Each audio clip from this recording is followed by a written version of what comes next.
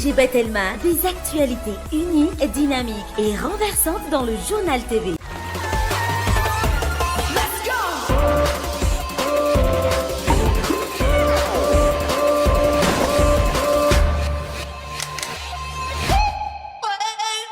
Vous présente Ni Vavo. Ina, plus raffinée que jamais. Ita, huilerie industrielle de Tamata, Isacham Tel Suluajiv. vous présente Ni Vavo. La fagina ara-pahasalamana, tsara kalitao, azo ampiasaina amina andro rehetra. Les minoteries de l'océan Indien. Manolotra anao ny vaovao.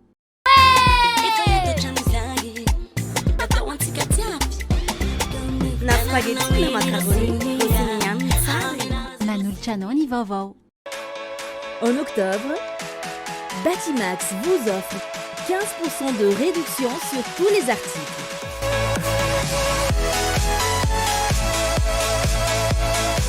vous présente Ni Vavo.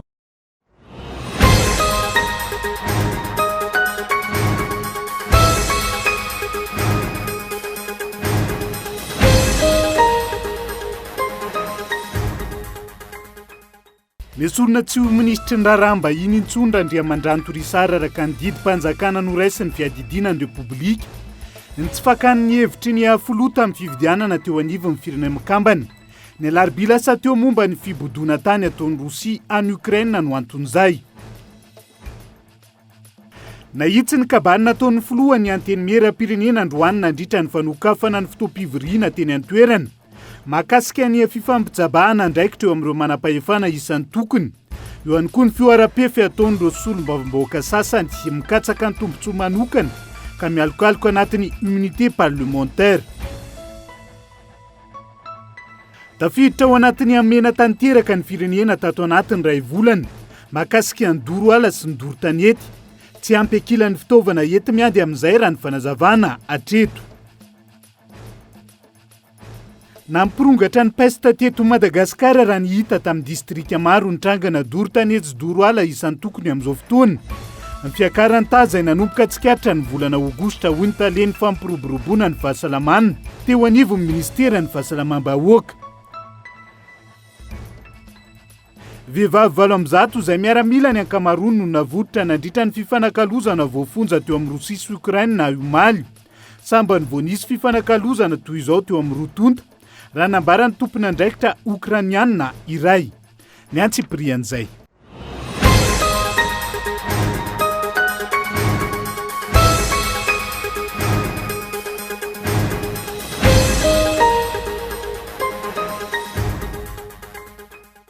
Ankasitrahana trany ianao misafidy ny fahitalavitra kolo amin'izao orizao tonga soa ato anatin'ny fotoana ny fampahalalam-baovao amin'ny fiteny malagasy amin'ity ala ity. Atenina ny arahaba ary ampanajana ihany koa no anasako anao anarak' izany hatramin'ny farany. Isantarantsika ny fampahalalam-baovao amin'ity ala ity dia nesorona tsy ho ministry ny raramba intsony Andriamandrano Torisara araka ny didim-panjakana no raisiny fiadidinan'ny Repoblika. Isan'ny antony ity fanapahan-kevitra ity ny tsy fakan'ny hevitry ny filohan'ny Repoblika tamin'ny fividianana teo anivon'ny firenena mikambana ny alarobia lasa teo momba ny fibodona tany ataon'ny Rosia any Ukraine amin'izao fotoana izao. Taorian'ny fitaterana tamin'ny fampahalalam-baovao ny fifampahan'ny hevitra eo amin'ny samy fahefana-paratanteraka eto amintsika momba ny ady misy eo amin'ny Ukraine sy Rosia nesorona tamin'ny toerany ministry ny raharaham-bahiny Andriamandrano Torisara. Antony andraisana ny didim-panjakana manesitra azy amin'ny toerany ny tsy fiarana tamin'ny filoham-pirenena ny aloha ny fandraisana ny fanapahan-kevitra tamin'ny toerana horaisiny Madagasikara amin'ny ady misy eo amin'ny Ukraine sy Rosia. Ity ministra ity izay voalaza fa nanao eny amin'ny fanamelohana ny Rosia izay nibody ny ampahatany ao Ukraine amin'izao fotoana araka ny fifidianana no tanterana teo anivon'ny firenena mikambana ny alarobia 12 Oktobra lasa teo. Voarakitra anatin'ity didim-panjakana laharana 2022 tsipika 720 ity ihany koa fa ny ministry ny fiarovam-pirenena no misana vonjo maika ny toeran'ny ministry ny raharaham-bahiny. Androany, ora vitsy ny alohan'ny fivoahan'ny vaovao, mbola tazana teny amin'ny lapan'ny antenimieram-pirenena Tsimbazaza nanokatra ny fivoriana ara-potoana faharoa ny antenimieram-pirenena ny ministra Andriamandrano Torisara. Nanaraka azy hatrany ny mpanao gazety nanontany ity tsy fitovi-kevitra eo amin'ny fahefana-panatanteraka ity. Andriamanto ministra, manao ahoana ny mahakasika ny Izay tena misy ny gouvernement. Mandaka avy zany nareo misy ministre.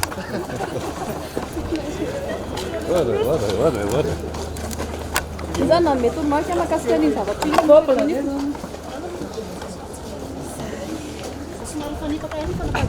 Madagasikara. Ina no azo ambara amin'izay tokony nambara ihany koa fa tsy mifanarahana sy resana tamin'ny filoham-pirenena izay fanapahakevitra niraisina teo zay. Monsieur le ministre.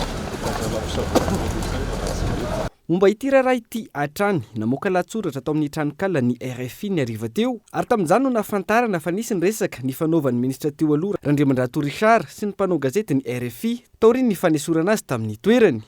Fotoana izay nilazany ity ministra ity fa tampisainana tampieverana no nandraisany ny fanapa-kevitra tamin'iny fifidianana iny ary hitany fa tsy ampidi-doza sy teraka voka-dratso amin'ny firenena ny safidy izay nataony nandritra izany ary samy ho tsarain'ny tantara.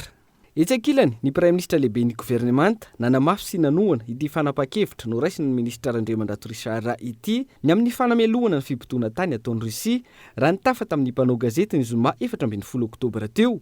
Izany hoe roa andro taoriny ny fivoahan'ny fifidianana teo anivon'ny firenena mikambana. Tsy miova hevitra mihitsy Madagasikara ny politika ny diplomasia eto Madagasikara dia mazava tsara ny hoe tsy afaka isika maka ataontsika hoe miandany atsy ny mandehana roa fa ny zavatra napetraka antsika dia zao hoe mijanona antsika ao anatin'ny fijerena hatrany tombontsoa Madagasikara. Ny zavatra no ataontsika tsika dia fantatra roa tsara dia nanameloka ny ady amin'ny ankapobeny eo amin'ny Russie sy ny Ukraine fa tsika tsy niteny hoe miandany atsy na miandany roa fantatra roa ihany koa ny fibodoana tan'olona satria Madagasikara mbola mihainao anatin'izany ihany koa ataoko fa rarina atsika dia mipetraka amin'izany position zany ihany koa tsika eo anafin'ny diplomasia hoe tsy azotsika ekena ny fibodoana tan'olona. Androany no ifanamelohan'ny Russia mipody tany ao Ukraine io nesorona tamin'ny toerany ny ministra Randriamandrato Richard. Tsy nahinomba avao kosa ny momba ny praiminisitra izay nitovy hevitra aminy araka io nambarany tamin'ny zoma lasa teo io ary iverina ihany koa ho nazahoana fankatoavana na ny erana taloha ny fifidianana nandraisana ny fanapa-kevitra. Ity farany izay nazahany mpanao gazety na notanina ihany koa androany.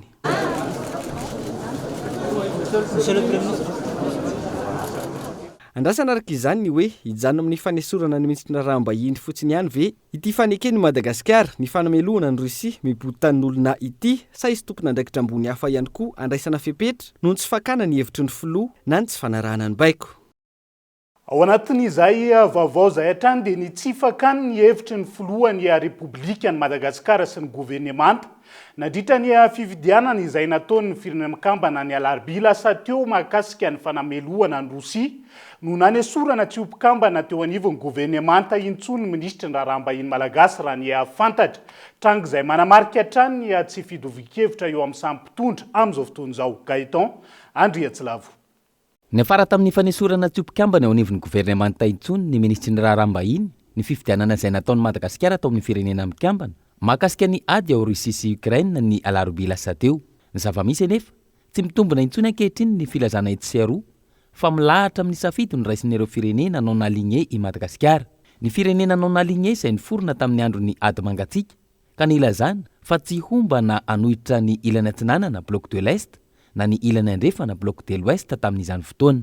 Raha toa ka misy 20% ireo firenena tao anatin'ny firenena non aligné tamin'io ady mangatsiaka io ary isan'izany Madagasikara efa tsy izany intsony ny zava-misy ankehitriny. Raha mijery ny latsabato nataon'ny firenena mikambana ny 20 oktobra lasa teo mahakasika ny ady ao Ukraine sy Russia ohatra, misy 10% ireo firenena ao anatin'ny non aligné nandray anjara ka ny 20 na ny 4 isanjato amin'ireo tsy naneho hevitra, ny 3 na ny 3 isanjato nanohitra ary ny 4 na ny 3 isanjato hafa nankatoa, izany hoe manameloka ny Russia. Raha ireo mijerena ilaozany toetrandro ary tsy mifanaraka amin'ny zava-misy manerany tany intsony ny filazana fa milahatra amin'ny safidy no raisin'ireo firenena non aligné i Madagasikara. Isan'izany ohatra ny fanambarana navoaka ny fiadidinan'ny Repoblika manoloana ny ady ao Ukraine sy Russia ny 7 ny volana Martsa 2024 lasa teo izay mbola nanamafy fa tafiditra anatin'ny fihavanana ny non alignement. Fanontaniana mipetraka ankilan'izay ny hoe inona ny manosika ny firenena malagasy iandany mafy amin'ny Rosia. Raha ny zavanisy nanomboka ny taona 576 hatramin'ny taona 726 tamin'ny andro ny révolution socialiste niarahana tamin'ny Didier Ratsiraka no niarany asakaiky tamin'ny Rosia Madagasikara. Isan'ny tanjona goavana napetraka tamin'izany ny ombina ka iady ho an'ireo nosy malagasy. Nandritra io 40 taona niarahana ny asakaiky tamin'ny Rosia io. Aiza ho aiza ny fitakiana ireo nosy malagasy. Azo ve? Nisy antony ihany koa nahatonga ny Madagasikara isokatra tamin'ireo firenena hafa taorian'io taona 776 naharava ny Mur de Berlin io. Ka isan'izany ny tsy fahitana fahombiazana ara-toekarena teo amin'ny fiaraha-miasa tamin'ny Rosia. Raha nitondra fampandrosoana araka ny nantenaina tamin'izany fotoana ny fiarahana tamin'ny Rosia. Tsy efa lasa lavitra ve ny firenena malagasy amin'izao taona 2022 izao. Ny mahagaga sy mampametra-panontaniana ny rehetra aloha hatreto manoloana ireo rehetra ireo dia ny mahatonga ny firenena malagasy ifikitra amin'ny Rosia. Tombotsoa an'ny firenena ve no katsahana amin'izany sa misy tombotsoa hafa ambadika? Fa koa ny fanombohan'ny fotoam-pivoriany ny anteny mera-pirenena tamin'ity androany ity, manaitra ireo manam-pahefana isan'ny tokony manoloana ny fivamitjabahana andraikitra ny filohany anteny mera-pirenena ho an'ny androany. Eo ihany koa ny fioaram-pefy ataon'ireo solombavambahoaka sasany mikatsaka ny tombotsoany manokana ka mialokaloka ao anatin'ny immunité parlementaire. Ireo no isan'ny nisongadina androany nandritra ny fanokafana ny fivoriana ara-potoana faharoany anteny mera-rotonta eto amintsika onona sainy. Solombavambahoaka maro no voatontonona tamina fanaparam-pahefana sy fandikan-dalàna maro samihafa teto amin'ny firenena raha tsy ilaza afa-tsy ny tato anatin'ny enim-bolana farany. Tranga izay nitsopiny filohan'ny anteny mera-pirenena androany nandritra ny lanonam-panokafana ny fivoriana ara-potoana faharoa ny anteny mera. Tsy natao ho fialokalofan'ny mpanao ratsy ny immunité parlementaire raha ninambarany.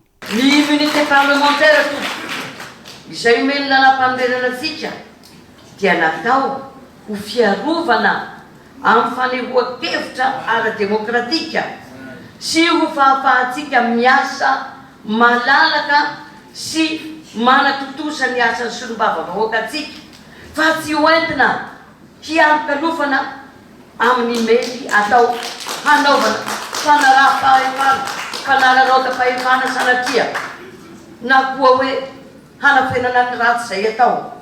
Aoka tsy hanitsakitsaka ny plante-bande ny mpanatanteraka ary ny mpanatanteraka aoka koa tsy hanitsakitsaka ny plate-bande ny mpanao lalàna. Mainy tanety mirehitra tsy aroa. Inona moa ny mahakasika mahasakana atsika andrimatoa Prime Ministre satria hitany hoe famatsiam-bola betsaka io mba hanokanana vola manokana mba hahafahantsika mividy manatevina na ireny fiara mitondra rano ireny ko maninona moa raha mividy helicoptera hanondraka koa na Canadair mba hamonjy ny toloa fotanety izany. Ankoatra izay miandry ny valin'ny fanadihadiana tamin'ireo raharaha na afatesana piraitan-drazana toy ny tany Ankazobe sy Ikongo ity fahefana mpanao lalàna ity ary eo am-piomanana ihany koa amin'ny fanokafana ny enquête parlementaire raha ny fanazavana hatrany. Ho an'ny raharaha tao Ikongo tsy ekena ho fatomomboka tahaka ireo tranga maro teto amin'ny firenena ny raha latsaka ho ny solombavambahoaka voafidy tao amin'ity distrika ity. Ary tsy mampilamina fiarahamonina ny fanotofana karazana eloka be dia be ohatran'izany eto amin'ny firenena. Ilay basy nampiasaina dia azo ny reglena tsara natao poatokana fa naninona natao maro vava. Ho anay a dia tao ilay finiavana hamon'olona ary tsy olona ray na roa fa olona maro. Ka raha zany no takotakonina na afenipenina eto amin'ny firenena miala tsiny ary miala fondro fa tsy tokony hiteny mihitsy tsika hoe tandalany ty firenena ity raha masakra ohatran'ireny na famonon'olona faobe ohatran'ireny no afenipenina na takotakonina. Tamin'ity lanonam-panokafana ny fivoriana ara-potoana faharoa ity ihany koa no nanairan'ireo solombavambahoaka ny fahefana mpanatanteraka. Ohatra amin'izany ny any amin'ny faritra Vatovavy natsangana ny faritra saingy hatramin'izao tsy nahazo teti-bola iasana. Eo ihany koa ny fitsabana andraikitra ataon'ny olom-boatendry sasany amin'ny asan'ny olom-boafidy. Mba zerevo ny volanay le 2 milliards ariarinay ny tamin'ny 2021 mbola sy tonga anaovana fotodrafitrasy anaovana lalany dia ho tapitra indray ty ny 2022 dia mbola sy tonga koa izy io. Volana tolotra ho amin'ny faritra Vatovavy hitondrana fampandrosoana. Fa na izany na tsy izany misy filalovana politika maloto eto amin'ny tanàna amin'izao tsika miteny izao eo amin'ny hoe famotehana ny olom-boafidy fa tsy mitovy ny mpanao politika rehetra hoe mizara vava na mizara resaka fotsiny etseria mba azahoana seza. Nanatrika ny fanokafana tamin'ny fomba ofisialy ny fivorian'ireo fahifanam-panao lalàna na androany ireo lehibe na androm-panjakana eto amin'ny firenena izay notary ny Prime Ministre sy ireo ministra isan-tokony ny avy amin'ny HCC ny CENI sy ny SIS.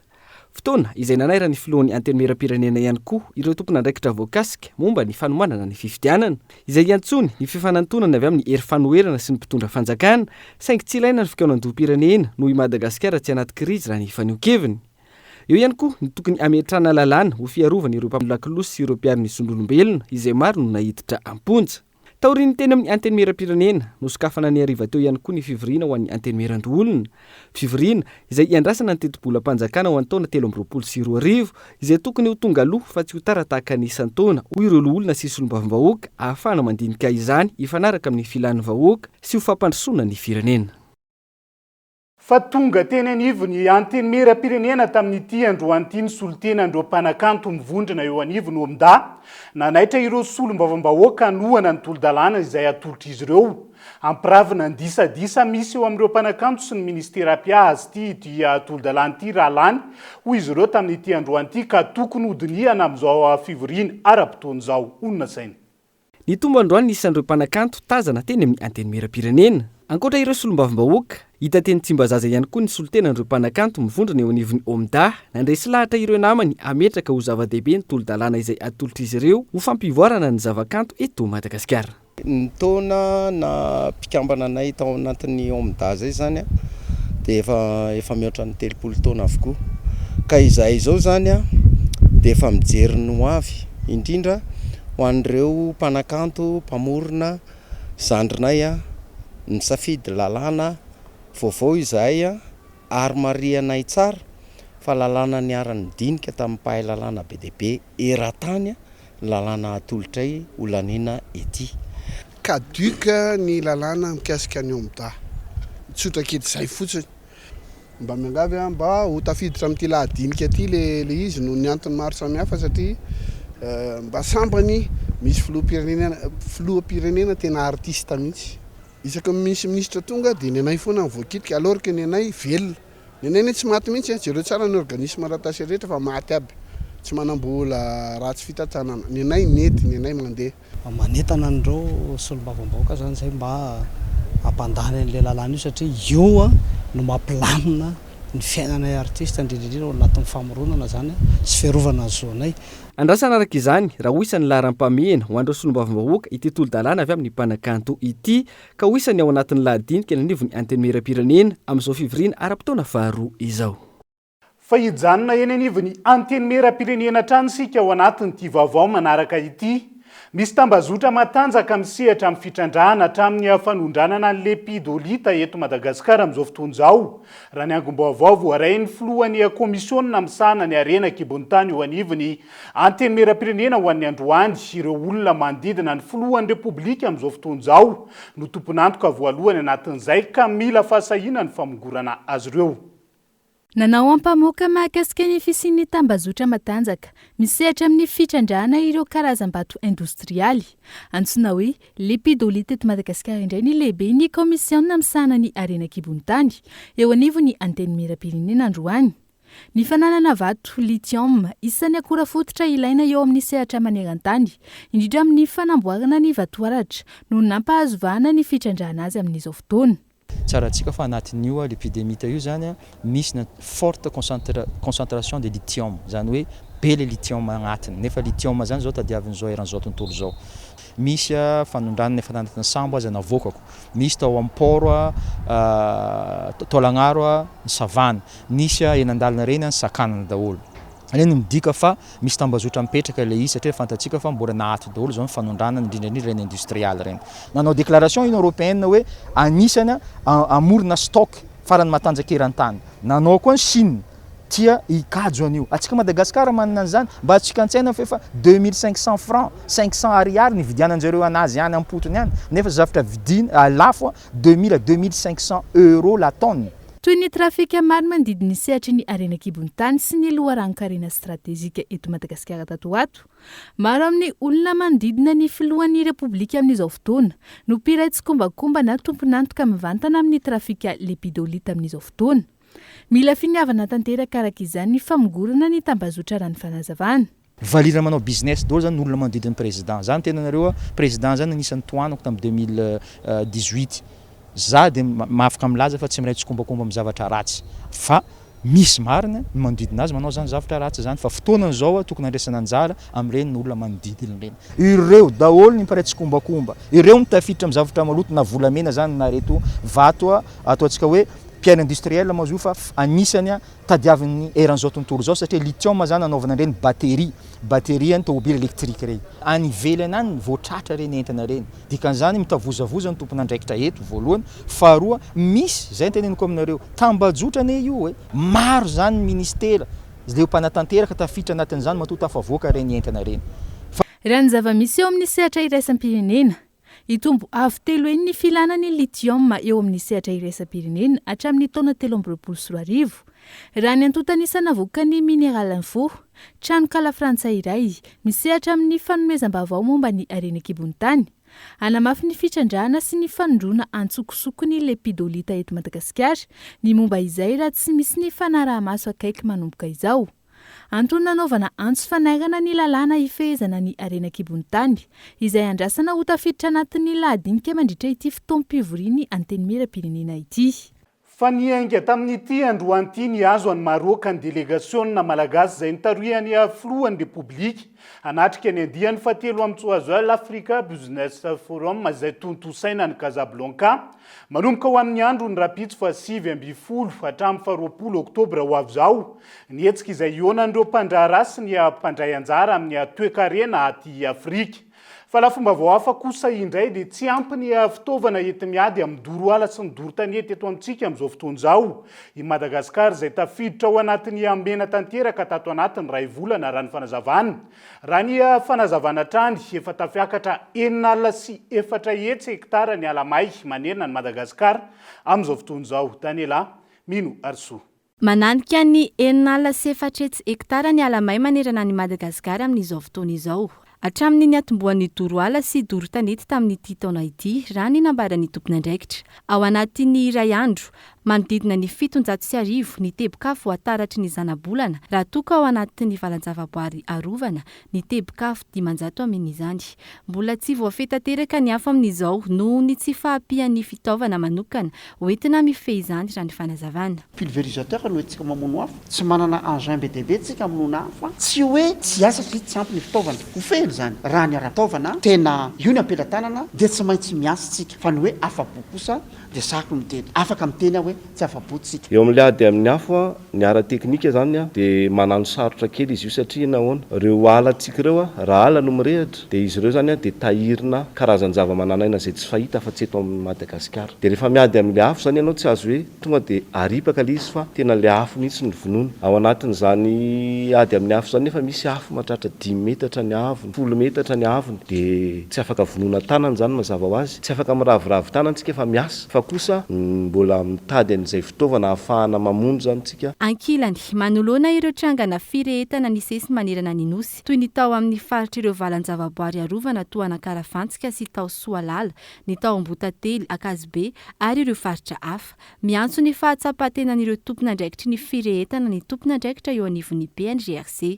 Tokony ibebaka, tokony angataka famindrampo ary tsy tokony anao intsony tsy amerina intsony an'izany fahotana mahafaty eo amin'ny firenena izany. Raha ohatra ka tsy fitandremana manomboka izao dia ataovy ny fitandremana satria betsaka ny vokadratsy ateraky ny fahamaizana ohatr' izao na io doro tanety na io doro ala indrindraindrindra. Ohatran'izany koa matetika azahay BNGRC moa dia miaina nyity doro trano isan'andro eto amin'ny firenena izao. Ka ny avatra farany dia izay teneniko izay hoe azadino aleteo ao an-tsaintsika mianakavy ny hoe raha doroko ny tanety dia mandoro ny tanindrazako. Ny filako andrany no andeha anaovako ny zavatra hanimba ny hoavy ny fireneko sy ny taranako any aoriana. ankehitriny misy 12 amin'izao fotoana izao ny valan-javaboary misy eto Madagasikara. Ny 4 amin'ireo no nahitana tebokafo raha ny tatitra voaray. Mampametra-panontaniana araka izany ny anton'ireo firehetana raha nambarany avy eo anivo ny BNGRC. Tsy aivina tapaka nandritra ny filakevitry ny minisitra ny alarobia farany teo ny fananganana ny fitoeram-pandrindrana amin'ny ady atao amin'ny doro tanety sy ny doro ala. Ivitoerana natao amolavolana ny fomba hety miady amin'ny doro ala sy tanety eto Madagasikara. Fa mienjandroa ny tady eo amin'ny ministeran'ny fitsarana sy ny ministeran'ny tontolo iainana amin'izao fotoana izao mahakasika ilay fanapahan-kevitra nyraisin'ny fitsarana atao Ankazobe manoloana ireo olona telo na ihina honandoro ny atao ambotantely izay isan'ireo faritra rovana nahitana firetana nanomboka ny faha-4 ny volana Oktobra lasa teo. Gaeton Andriatsilavo. Raha ny vokatry ny fitsarana natao tao Ankazobe omaly nomena fahafana vonjimbaika sy aramaso ny ray tamin'ireo olona telo voaroiroy ho nandray anjara mivantana tamin'ny fandoroana ny reserva spesial ao Ambohitantely ary fahafana vonjimbaika ho an'ireo olona roa hafa voaroiroy ho nanao tandrefaka tsy nanao aro afo ny tany izakainy ka nanamora ny fitarany afo. Raha ny voalaza ny fitsarana eloka madinika na contravention no nataon'izy ireo.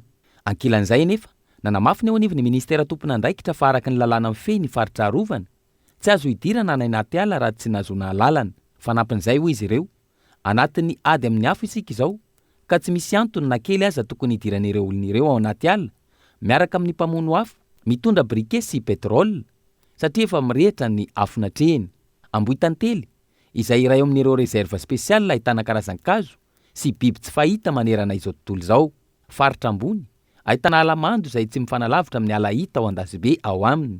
Manodidina ny 950 hektara no arovana ao Ambohitantely ary olona manodidina ny 80 no miasa andro manalina na miaro ny faritra. Nanamafiny eo anivon'ny fitsarana fa tsy nisy fahatratrarana ambodiomby tamin'ny fandorana ary olona nandalo manodidina ny ala avy ny tsena no nosamborina. Tsy ampy hoy ny eo anivon'ny fitsarana ny fampitam-baovao mialoha izay nataon'ny ministera ary miendrika fanameloana sahady sy manohitohina ny zo tsy homeloka na ny principe de la présomption d'innocence. Zava-doza ho an'ny zo sy ny fiainan'olom-pirenena iray ny fampitam-baovao mialoha tsy voalanjalanja sy ny fanameloana mialoha ary mety hiatra manaina hoy ny fitsarana. Nanamafy ihany koa ny ministera ankilany fa zavatra voamarina ary niarahana tamin'ny mpitandro filaminana ny fisamborana ireo olona telo na iahina ireo. Sarona niaraka tamin'ny petrol sy briquet ilay olona no samborina natao fanady adiana ary natolotra ny fitsarana raha ny fanazavany hatrany. Atreto araka izany samy manana ny fomba fijeriny ny roa tonta ary andrasana ny mety ho toy izany. Famatsiana herinaratra kosa indray dia miverina tanteraka amin'izao fotoana ny famokarana herinaratra miainga avy ao an-dekaleka taorian'ny asa fanamboarana sy ny fametrahana ny milina faha-4 raha nambarany teo anivon'ny JIRAMA hatramin'ny androany maraina nahatratra 9 megawatt ny tanjaky ny herinaratra avy any an-toerana izay mamatsy Antananarivo sy Antsirabe. Abraham Randriamanana. Taorian'ny asa fanamboarana sy ny fametrahana ny milina faha-4 teo anivon'ny tompam-pamokarana herinaratra tao an-dekaleka nanomboka ny zoma lasa teo. Miverina mihodina ankehitriny ny tompam-pamokarana herinaratra ny an-toerana raha nambarany avy eo anivon'ny JIRAMA manodidina ny 9 megawatt hatramin'ny maraina teo ny tanjaka tafiditra anatin'ny tambazotra iraisana Antananarivo tamin'ny alalan'ireo milina miisa 3. Ioatran'ny 20 megawatt kosa ny tanjaky ny herinaratra ho vokarina amin'ny alalan'ny fampiasana ny milina faha-4. Miverina tanteraka izany zao ny famokarana miainga avy aty an-dekaleka tamintsika miteny zao dia mahatratra eo amin'ny 9 megawatt eo ny tanjaky ny herinaratra miala avy aty an-dekaleka rehefa ampitsara ny rano, ampitsara ny tosika ny rano dia ioatran'ny 20 megawatt izany tanjaky ny herinaratra izany. Ankoatra izay nisy ihany koa ny asa fanamboarana ny fita izay nisy teo amin'ny milina faha-3 teo koa ny asa fikojana ny virole na ny conduite forcée sy ny fanatsarana ny auxiliaire. Tsy aivina nisy ny fahatapahan'ny jiro nisesy tamin'ireo faritra samihafa teto an-drenivohitra nandritra ny asa fanamboarana. Antenaina ho tapitra araka izany ny olana fahatapahan'ny jiro ho an'ny eto an-drenivohitra sy ny manodidina manoloana ny fiverenan'ny famokarana herinaratra ao an-dekaleka. Dia izay ihany koa no entintsika amin'ny sendro ventivety anaty doka fohy nitrangana peste izay nahitana fiakarana manoloana ny fianaky ny doro ala sy ny doro tanety amin'izao fotoana izao. Eo ihany koa ny fanararota-pahefana ataon'ny taleparitry ny Ariana-kibon'ny tany sy ny loharanon-karena stratéjika ao amin'ny faritra Matsiatra ambony izay mampitaraina ireo vahoaka miasa ao amin'ny kariery iray ao Ikalamavony rehefa avy eo no anaratsika izay.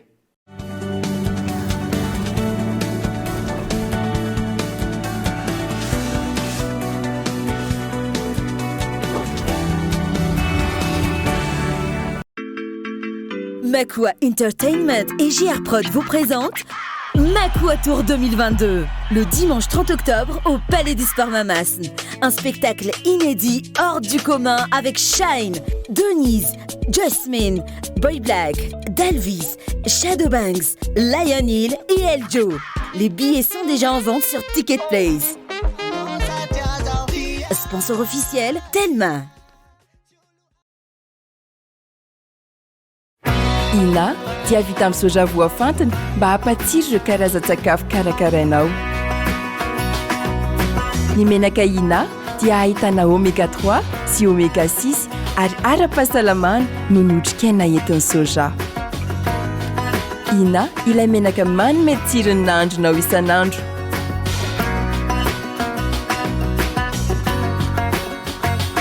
Ina, plus raffiné que jamais. Ita, huilerie industrielle de Tamata, misy hatramin'ny 3 sy 4 arivo.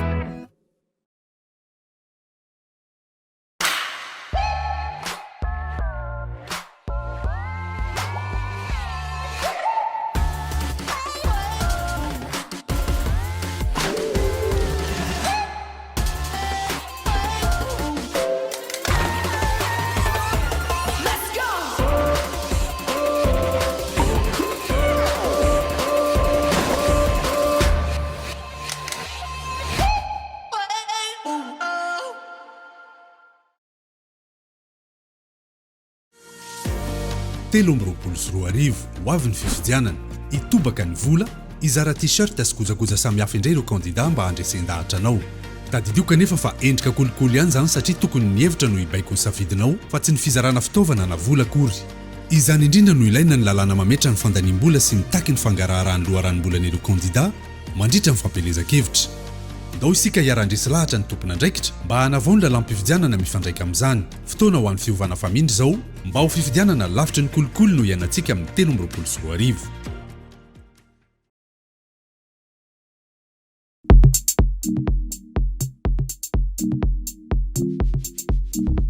La farine ara-pahasalamana, tsara kalitao, azo ampiasaina amin'ny nahandro rehetra. Vokatra vita malagasy ary hitanao eny amin'ny mpanjara rehetra. Tsy oela ny lafarina sy le pain amin'ny lanjany 1 kilao.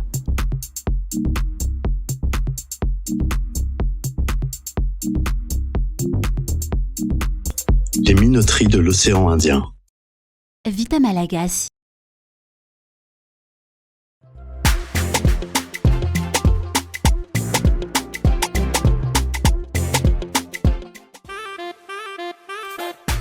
Hanao spaghetti iray azafady. Rossini ihany ny tsara e.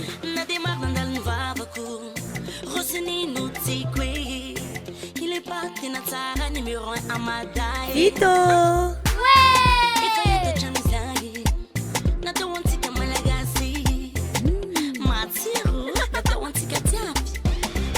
Na spaghetti na macaroni, rossini ihany ny tsara e.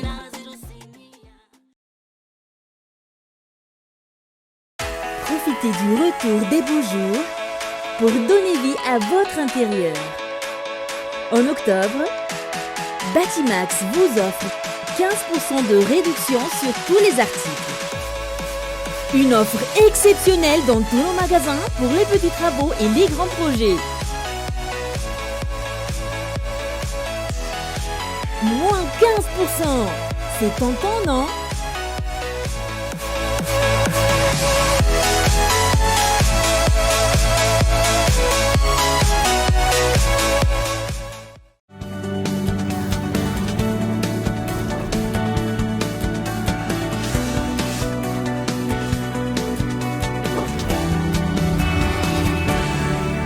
Mamenina ny araba trano tomboky lasia tomboky vavy tonga soa indray atao anatin'ny tapany faharoa amin'ny fampalalam-baovao amin'ity alina ity. Isantarantsika izay dia niakatra ny trangana pesta teto Madagasikara raha ny hita tamin'ny distrika maro.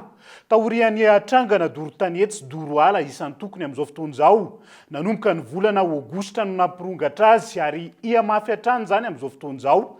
Raha ny fanazavana netiny taleny fampiroboroboana ny fahasalamana eo anivon'ny Ministeran'ny Fahasalamam-bahoaka tamin'ity androany ity avy ity nokolona. nanomboka ny volana aogositra 2024 hatramin'ny androany distrika misy 7 no narahiny maso akaiky mikasika ny aretina peste. Misy 20 tamin'ireo 7 ireo no voamarina ka confirmé ahitana peste eto Madagasikara amin'izao fotoana. Amin'ny ankapobeny, ny volana aogositra no voamarina fa firongatry ny aretina peste. Ny hatramin'ny omaly dia tsy nisy tranga aloha fa ny efatra herinandro talohan'izao herinandro diavintsika izao no nahitana trangana peste. Ary ilay distrika 7 dia efa tafiditra ao anatin'ny antsoina hoe fin épidémie amin'izao fotoana izao. Satria izy io misy fanamariana apetraka ny amin'ny hoe raha misy trangana peste dia tsy maintsy arahamaso mandritra ny 12 andro. Ary rehefa tapitra ilay 12 andro ka tsy misy trangana peste intsony teo amin'ilay toerana dia mipetraka aloha hoe fin épidémie. Raha ny fanadihadiana, ny peste atody tarimo tsy voatsabaraky ny tokony ho izy no mitarika ny peste areti-tratra. Ny alefiny aretina nandritra ny ady tamin'ny Covid-19 saingy izao miverina izao indray. Isan'anton'izany goragora tamin'ireo fepetra ara-pahasalamana sy ny fahadiovana tamin'ny tsirairay. Raha ny antontanisa avy amin'ny ministeran'ny fahasalamam-bahoaka, manodidina ny 430 ireo marary voamarina teo anivon'ny distrika misy 20 nanomboka ny voalohany volana aogositra 2024 hatramin'ny 14 oktobra 2024. Tokony ho mailo araka izany ny tsirairay. Zava-dehibe amin'izany fanadiovana ny fonenana sy ny manodidina. Ho an'ity taona 2024 manokana, isan'ny antony nampitombo ireo ka confirmé ny firongatry ny doro-tanety. Misy fifandraisany amin'ny dia ataontsika hoe ny environnement. Azadiny fa miankina amin'ny tontolo iainana ny fahasalamana. Raha misy herinandro vitsivitsy nanomboka tamin'ny volana avril ka hatramin'ny volana jolay dia tsy nahitana trangana peste teto Madagasikara. Fa rehefa farany volana jolay tany efa 20 volana jolay tany, rehefa nanomboka ny doro-tanety teto Madagasikara dia nanomboka nahita trangana peste isika. Misy ifandraisany be dia be amin'ny doro-tanety satria rehefa tonga ny doro-tanety dia miakatra ny tanàna ilay voalavo mitondra parasy misy peste. Ary ilay dia ataontsika hoe biby lava mihinana ny voalavo dia maty ao anaty ala mirehatra. Ireo ilay voro-manidina izay mihinana voalavo dia tsy mipetraka eo amin'ny toerana may intsony. Isan'ny paikady napetraka hiadiana amin'ity aretina ity ny fanentanana ny tsirairay amin'ny fahadiovana ao an-tokantrano.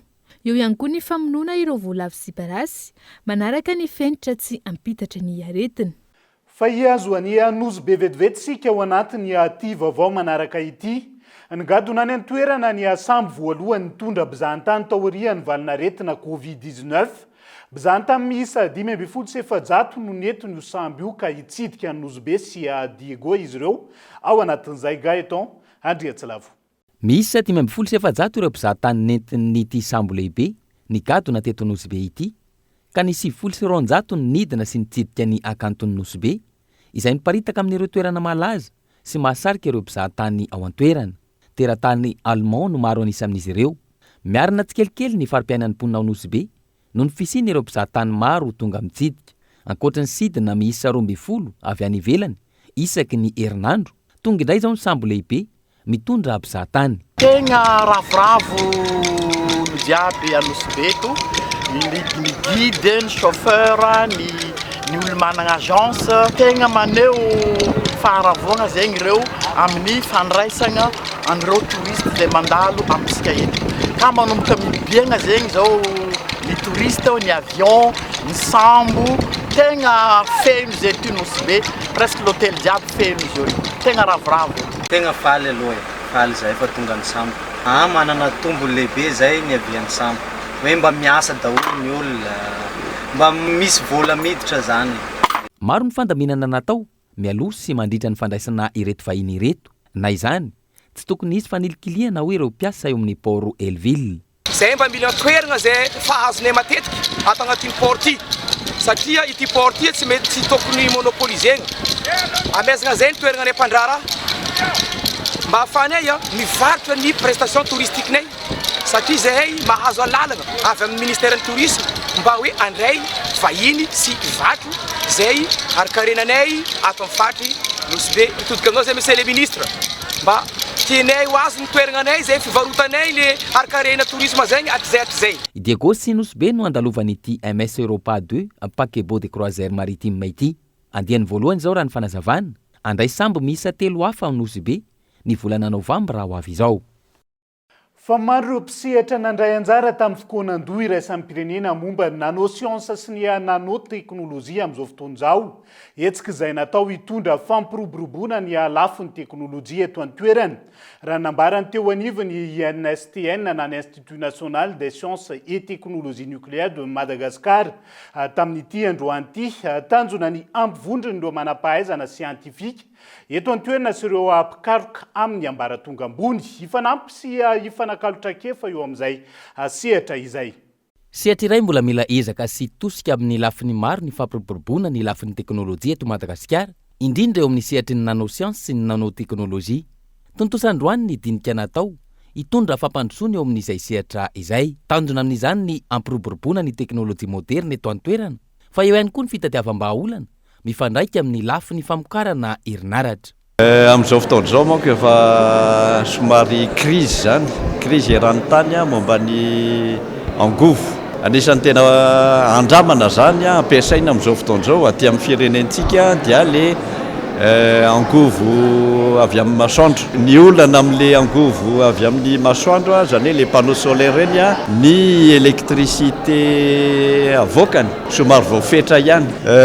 Fa amin'ny alalan'ny nanoteknôlôjia dia raha ohatra ka amina kilomètre carré no anaovana centrale solaire dia raha ohatra ka mampiasa an'le nanoteknôlôjia le puissance avoakan'le kilomètre carré reny amina mètre carré dia efa matafavoaka azy. Zava-dehibe araka izany ny fampiroboroboana ny sehatry ny nanoteknôlôjia hitondrana paikady maharitra entina amokatra herinaratra. Antony tokony fampizarana ireo voka-pikarohana sy fampizarana traikefa na eto toerana zany na amin'ireo firenenkafa. Zavatra roa zany ny azo ilazana ny mahazava-dehibe le fiainana androany. Ilaina no mizara ny traikefa ananana eo amin'izay fikarohana izay fizarana izay traikefa eo amin'ny samy eto toerana eo amin'ny any ivelany ihany koa. Amin'ny maha-pikaroka izay dia ilaina foana amin'ny fampizarana mba ahitana hoe aiza ho aiza ny vokatra fikarohana antsika amin'izao fotoana izao. Fa eo ihany koa ny hoe ahafahantsika milaza hoe ny fampandrosoana dia tsy misy raha tsy misy fikarohana dia tsy maintsy ampitaina andreo ampiasa voka-pikarohana koa zany izay voka-pikarohana azontsika izay dia izay zany lafiny faharoa mahazava-dehibe an'le andro androany izay natokany Institut National des Sciences et Technologies Nucléaires dia nanomana ty andro androany ity fampizarana izay voka-pikarohana azo fitotoerana sy azo vanevelana izay mba ho fanotra amin'ny fampandrosoana Madagasikara. Dia ivony nosokafana tamin'ny fomba ofisialy androany ny andian'ny faharoa amin'ny colloque international sur les nanosciences et nanotechnologie au service du développement durable. Aritra roa andro ny hetsika ary isatrany ny fiaraha-midinika ny teknôlôjia moderne amin'ireo mpisehatra ao anatin'izany. Fa tsy voatantana araka ny tokony ho izy ireo arena voajanahary eto Madagasikara amin'izao fotoana izao. Anton'izany ny tsy fisian'ny fahalalana manokana entina andrindrany ireo arena voajanahary. Manoloana io nanatanteraka fikonan-doha ara-tsiantifika iraisan'ny pirenena. Ireo mpikaroka teo anivony école doctorale en gestion des ressources naturelles tetsy amin'ny université Antananarivo mahakasika ny fomba hitantanana ny arena voajanahary amin'izao fotoana izao ity nokolona. Isan'ireo firenena manana arena voajanahary na antanety na andranomasina i Madagasikara. Ankoatra ireo toerana fizahan-tany mampalaza ny Madagasikara manerana izao tontolo izao. Manankarena arena kibony tany sy vokatra fambolena toy ny lavanila sy jirofo ny malagasy. Tsy voatrendraka araka ny tokony ho izy ireo arena voajanahary ireo raha ny falazavana. Manaporofo izany antotanesan'ny banky iraisam-pirenena. Tafiditra amin'ny laharana 5 amin'ireo firenena tsy mamokatra isaky ny mponina i Madagasikara. Manodidina ny $3.500 isaky ny mponina ny PIB eto an-toerana raha ny tatitra hatrany. Tsy voatery izay koa raha ngamba ny teny an'izay fa na itsika raha dia samy mahatsapa daholo fa tsy voatantana araka ny tokony izy ny arena voajanaharintsika. Dorantsika ary izy natray ataontsika sokotsoko ny fitrandrahana azy etsetsetera dia izay misy ny le ilaina le mahafantatra hoe fahahoana marina moa ny tena fiainga an'izay.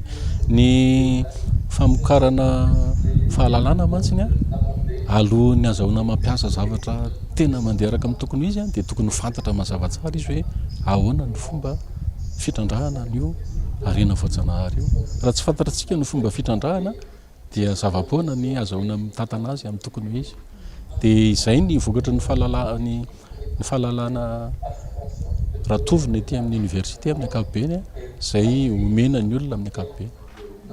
Manoloana izany no tanterahina tetsy amin'ny Université Antananarivo nanomboka androany ny fikonan-dohara siantifika niraisana tamin'ireo mpikaroka eo anivon'ny EDGRND na ny École doctorale la gestion des ressources naturelles et développement sy ireo mpisehatra manodidina ireo arena voajanahary. Tanjona ny amoahina ny fomba fintantanana ireo arena voajanahary eto Madagasikara. Zany le fomba netreretina hoe misy fomba tokony hovaina satria tsika rehefa manao mieritreritra tsika hoe rehefa mivorovoro eo dia tonga dia misy vokatra dia le vokatra iny tonga dia maso. Tsy voatery hoe mivory ny olona dia mitondra zavatra maso fa rehefa mivory ny olona ka misy fahalalana mazava tsara ao anatiny izay izy vao mety mitondra vokatsoa. Dia izay zany notrany hoe tiana ho tsindriana eto manokana zany fa ity fomba eto ity dia hanovana ny fiainana satria tokony mahatsapa zany olona rehetra fa mizahatra tsy mandeha araka ny tokony ho izy. Rehefa mizahatra tsy mandeha araka ny tokony ho izy dia misy fomba tokony hovaina angambany. Izay zany le zavatra tiana ho tsapan'ny olona. Io moa le tonga amin'ny fitenenana hoe aloha ny enjehny omby masika tsy izay enjehny eritreritra dia any amin'ny eritreritra ny olona mampieritreritra ny olona ny tena vokatra tsapahitana azo ataonay azahoan'ny olona mahatsapa fa tsy mety tsony zao fomba fiainantsika malagasy amin'ny fitrandrahana ny arena voajanahary. Nanomboka androany ary aritra mandritra ny efatrandro ity fikonan-doha eo anivon'ny EDGRND ity niarahana tamin'ireo mpikaroka eto an-toerana sy any ivelany. Araka ny efa natsidika tao anatiny lohatenim-baovao tamin'ity androany ity dia velotaraina manoloana ny afitsoko ny taliaparitry ny arena kibonitany sy ny loharanokarena stratejika ao amin'ny faritra Mahatsiatra ambony ireo vahoaka miasa ao amin'ny kariera iray ao Ankalamavony amin'izao fotoana izao tsy omeny ity taliaparitra ity an'tota taratasy afana mividy vato ihany koa ankilan'ireo mpandrahara sasany onimben'ny tanàna any amin'ny toerana Henri Florion. Nanomboka tamin'ny taona 2014 no nisokatra ny fitrandrahana vato tao Bevahandrano ao anatin'ny komuna ambanivohitra Ankalamavony faritra Mahatsiatra ambony. Ity kariera ity izay ahitana ireo karazam-bato sarobidy miisa 30. Raha ny fantatra efa mahatratra eo amin'ny 7,000 ny olona tonga mangady vato any an-toerana amin'izao fotoana izao araka ny antotanisa avy eo anivon'ny komuna. Ankehitriny mipetraka ny olana eo amin'ny lafin'ny fivarotana ireto vato izay mivoaka amin'ity kariera ity. Tsy misy afa-tsy mpandraharaha miisa 2 ihany no afaka mividy ny vaton'ireto mpitrandraka raha toka maro ireo mpandraharaha izay maniry ny hividy vato fa tsy omeny ny fitalevam-paritry ny arena kibonitany sy ny loharanokarena stratejika amin'ny faritra Mahatsiatra ambony. Ireo antota taratasy ilaina amin'izany. Manao antsovaraka izany ny ben'ny tanàna any an-toerana mba hanalalahana ny fividanana vato any amin'ity kariera ity. Tena isany mampisafotofoto ny saim-bahoaka marina zay zavatra zay hoe ny vidiny vato dia oferana fa olona anankiray ihany olona mpandraharaha anankiroa ny vidy azy. Zay tompoko dia isan'ny mpanohitra zay hevitra zay satria antony dia zao tsy Bevahandrano rery eny misy vato fa misy kariera daholo manerana ny Madagasikara ty tsy mbola naheno ny vatategnanay ary zahay zao dia isan'ny mpitety an'izany kariera zany hoe olona anankiray fotsiny na olona anankiroa no vela hividy vato amin'izay prix itiavany azy. Malahelo zahay raha izany no ataon'ny vahoaka ho tsindrina ohatran'izay maharary any regny vahoaka regny mitrongy any ambany lavaka any ka maninona moa ny oferana ary regny olo zay lazaina fa mpandraharaha anankiroa na hoe 3 hoe omizy rery ihany no hividy an'io vato eny tsy mamatsy sakafo an'iregny olona regny fa dia fa hoe hividy ny vokatra avy any izy dia ho tsindriana amin'izay tiana hanaovana azy ary hanaovana tery vaimata. Zahay dia mpanohitra an'izany ary manao antsoavy ihany koa zahay mpitondra fanjakana satria vahoaka io no atao hoe usine aty Ankalamavony hoentina mba hiasan'ny tanora hiasan'ny vahoaka hivelomany hitarika ny fandriam-pahalemana. Raha ny fanazavana vidin'ireo mpandraharaha miisa 2 izay manana ny antota taratasy ahafahana mividy vato amin'ny vidiny ambany. Ny vaton'ireo mpitrandraka 900 ariary ohatra ny ray kilao amin'ny vato clivage raha toka 2,000 ariary ny ray kilao amin'ny vato trifane izay isan'ireo karazam-bato tiana hita amin'ity kariera ity. Miandrandra vahaolona araka izany ireo mpitrandraka ho an'ny olana miseho amin'ity kariera ity. tena mahatsiaro mijaly ny mpanao karriera dia mba hivelomany be sy ny maro zany a mba samy mihinana dia leo mba mifampiantra fa ny mampalahelo fotsiny zany a misy olona ne zany hoe mahazo ty vatoteny jato dia mivarotra ny vatotya amin'ny vidiny lafo amin'ireo exportateur amin'ireo voazary izay mba tokony jerevany fitoram-panjakana akaiky satria efa miantrana ihany nareo mpitondra dia mba jerevo hoe ohatrina marina ny tena marotana an'ity dia ohatrina ny tokony mba hividianana amin'ny tatsaha aminay zay mba mitrandraka an'ity any satria aina hofany ity manao amin'ny anaran'iray aloha ny hidinana any ambany any tompo ary ihany mbola misy rano nydikan'izay a dia mampilataka zahay a mba balansevla izy mba hitovitovy zany a ny tombosoa resana nanomboka tamin'ity volana oktobra taona 2024 ity ny commune ambanivohitra Ikalamavony no mitantana ny kariera ao Bevandrano araka ny taratasy voaray avy ao anivony BCMM araka ny antotanisa vato clivage sy trifane manodidina ny 12 taona isanandro no mivoaka amin'ny kariera ao Bevandrano Ikalamavony ity. Tontolony fahasalamana kosa indray dia mitohy amin'izao fotoana ny fanaraha-maso ny valina retina COVID-19 eto Madagasikara na eo aza ny fiainan'androatranga vaovao raha nambarany tompon'andraikitra. Avy eo anivony bataillon médical ity faran'izay rafitra eo anivony tafika malagasy izay manampy ireo miaramila sy ireo mponina misehatra amin'ny arivonjy napetraka tamin'ny fomba ofisialy tamin'ity androan'ity Nela Ranefson. Mahavalana retina zany dia ny asa ataon'ny bataillon médical izay natao présentation teo dia manao veille zany hoe miatrana miandry dia manara-maso arak'izay raha ohatra misy fiakarany tampoka dia mba afaka miteny amin'ny lehibe isana ambaratongany hoe miakatra indray zany Covid zany. Dia zay zany no ataontsika amin'izao mijery ny cas tsikelikely eny amin'ny maha bataillon médical ampahibe anazy zay zany misy miaramila manampy zay dia manana mission aroa mazava tsara izy. Ny ray voalohany dia manao soutien manampy an'ireo miaramila mitsehatra any amin'ny asa rehetra ataony any na any amin'ny manarak'izay koa dia ny fanampiana ny vahoaka sy ny fiarahamonina amin'ny tranga miseho na ara-pahasalamana zany na amin'ny loza voajanahary amin'ny manakaiky ny CPC koa izy zany amin'ny maha-brigady anankiray anazy dia miara-miasa ara-pahasalamana miaraka amin'ny corps de protection civile rehefa misy an'ireny loza voajanahary reny na misy cyclone na misy koa ny tondradrano. Fa ampiakarina hatrany amin'ny 20 ny lavadrano tanterahany USAID ufamana ny olandrano any amin'ny Tsimonosy amin'izao fotoana izao ao anatiny 5 taona ho avy raha toka manodidina ny 30 zany amin'izao fotoana izao nitetika asa iarahana amin'ny USAID izay miasa amina commune 219 eto Madagasikara ankoatrany fandaharana asa fanadiovan'ireo tanàn-dehibe isan'ny lara-pamena ihany koa ny famatsiana rano ny tontolo ambanivohitra hoy ny talejenelany USAID raha ny tafa sy ny ndinika ny fiaraha-miasa ny arahana tamin'ny ministera tompon'andraikitra tamin'ity androan'ity fanampanazavana.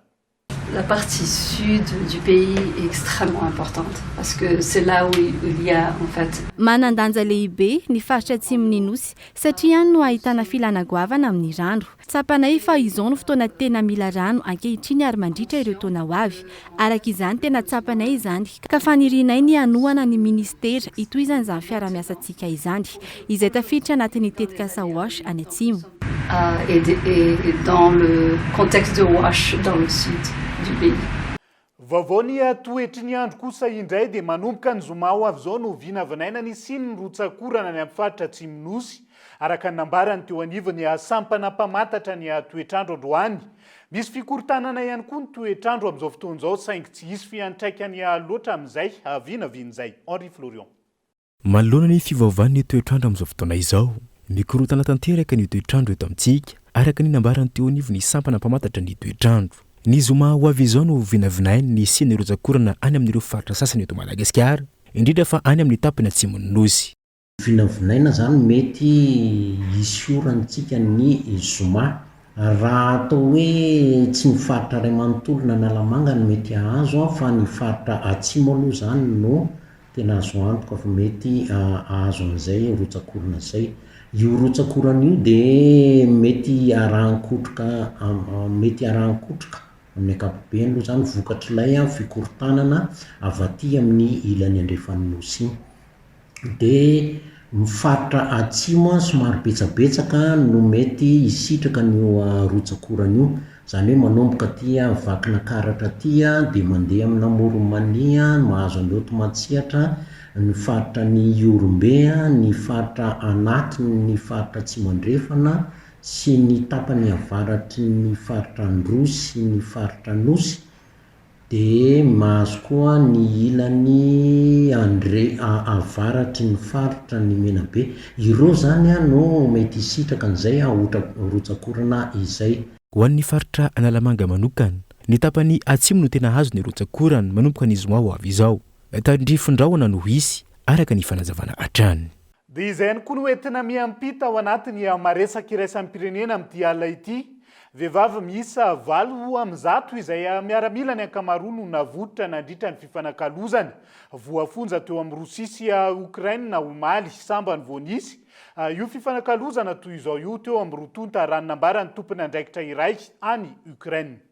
Samba mvonisy fifanakalozana voafonja teo amin'ny Rosia sy Ukraine hatramin'ny fiantombohan'ny ady teo amin'ny firenena rototo ka tamin'izao andiany voalohany izao fa vehivavy miisa 8 izay miaramila avokoa ny ankamaroany no naverina ao Ukraine amin'izao toy izao ny fiverenany tao Ukraine.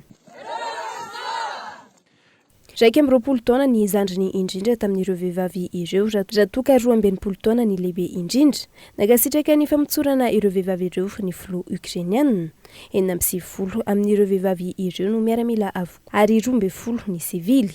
10 kosa ny voafonja Rosiana navotry Ukraine nandritra ny fifanakalozana izay voasambotra nandritra ny herinandro maro ka 17 tamin'izany no avy amin'ny atafika an-dranomasina. Ny ahita ny fianakaviany no isany mamaika ireo miaramila ireo. Ankilany raha nitatitra navoaka ny Ukraine 409 ireo miaramila Rosiana lavo nandritra ny ady teo amin'ny firenena rototo isa izay tsy marina raha ny fanazava ny Moscou. Mifarany etoany koa ny fotoanantsika ho an'ny androany naiza misy anao akasitrany ianao nanaraka ny fampalalam-bavao hatramin'ny farany azadimy fotoanantsika raha ampitso amin'ny ora mahazatra mandrapitafa ho amin'ny rahampitso indray ary tomboko lasy tomboko vaveloma tomboko.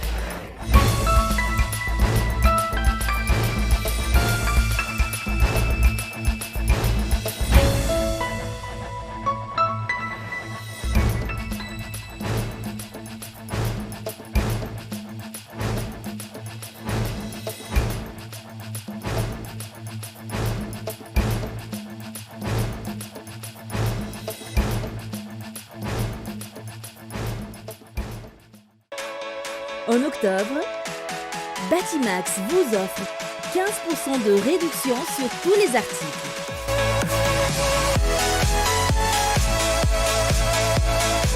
Vous a présenté Nivavo.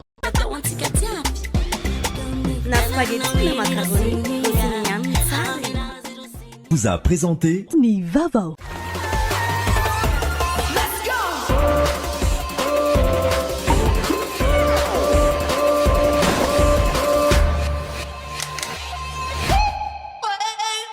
Vous a présenté Nivavo.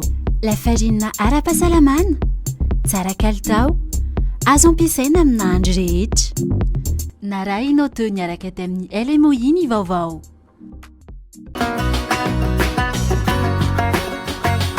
INA, plus raffiné que jamais. ITA, huilerie industrielle de Tamata, Isacham Telsuluariv.